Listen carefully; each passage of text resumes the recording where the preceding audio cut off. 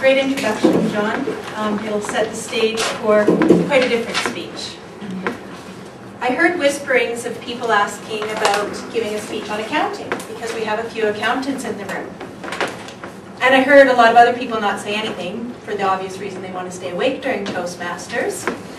But I shall give a little speech on the Balancing Act, Accounting 101. I have chosen to talk about the balance sheet. And why the balance sheet, you ask? For the very simple reason that it is a snapshot of the financial health of a company or of a personal household. I couldn't talk about all the great accounting things in the world.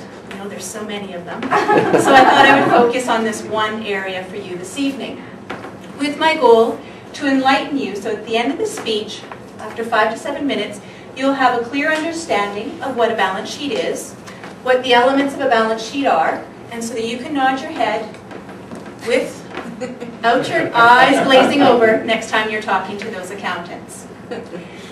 So, the 3 elements of a balance sheet. You have your assets, your liabilities, and your equity. It's not as scary as your lions, your tigers, and your bears, oh my. It's much better than that. So let's begin with the definitions of each. You have your assets. Your assets. Basically, these are things that you own. So we'll talk about assets and relate them to the lions. Assets are things that you have, such as money, cash in your bank. If you're a business, it's going to be some things like your inventory, stuff that you can sell and get quick cash. It's also going to be those things that you own that you might not necessarily be able to get quick cash for, such as your buildings and your car. But it still has worth, and it's still yours. So these things are your assets, current and long-term. There's some things that don't fall into those 2 categories, and those are called other assets. And those would be things like your prepaid insurance. It's something that belongs to you, but you can't really hold it, you can't really sell it, but it's still something that is a part of what you own. So the second main part is a liability. We'll call that your tigers.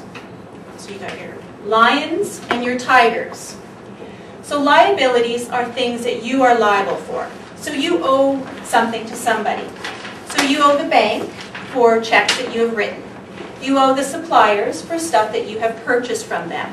And these are your liabilities, so things that you owe money for. And so that is not yours. It's stuff, you might have money in your bank, but you also owe people something. So you have your short-term liabilities for those things you bought last week and you haven't quite paid for yet. Things on your credit card that you'll have to pay for next month. You also have long-term liabilities, like your mortgage perhaps. Your mortgage can be looked at as an asset, as you own a physical thing, but it's also a liability if you have to pay and you owe money on that piece of property. So you have 2 elements. You have your assets and your liabilities. Now, one of the hardest things to figure out, especially for new entrepreneurs, is what equity is. And equity is quite simply the difference between what you own and what you owe people. So what you really want us to see is more assets than liabilities.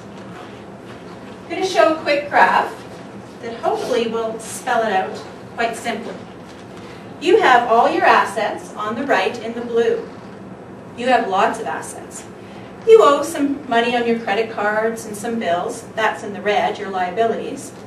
So your equity is what's left over at the end of the day. It's the worth of the company or the health. You would like your liabilities to be less than your assets. If it's not, or if the company you're looking at doesn't have that picture, it's not in good health. And that's where the bear comes in. You have your assets, your liabilities, and your equities. Your lion, your tigers, and your bear. Oh my. So who's heard about the bears and the bulls on the market? Everybody, I suppose. It always confuses me. So here's a simple way to keep it straight. Your bear is the oh my. You don't want bears in your market. You don't want your equity to go down. In the stock market, a bear situation is when the stock market is going down, or a specific stock. Vanguard Group will describe this as 2 months when a stock is dropping by 20% in consecutive months. And that's when you have either a stock or the whole market in a bear situation. So you don't want that. The bull, of course, is the opposite. It's the assertive bull when the stock market is going up. And this generally happens in the opposite direction, going up for consecutive months, and this happens just before the economy starts to go up. It'll lead the economy ahead. So now you know so many wonderful things about accounting. You know about assets, we all have them. We know about liabilities, and we usually have those too. And we all have net worth, or equity. So you can use this knowledge to your advantage because you can look at the health of an organization, you can look at the health of your household to ensure that you have positive equity.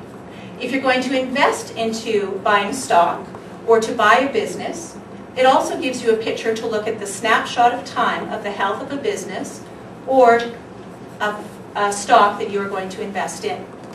So you are all the wiser in Accounting 101. Stay tuned for the next class. Thank you.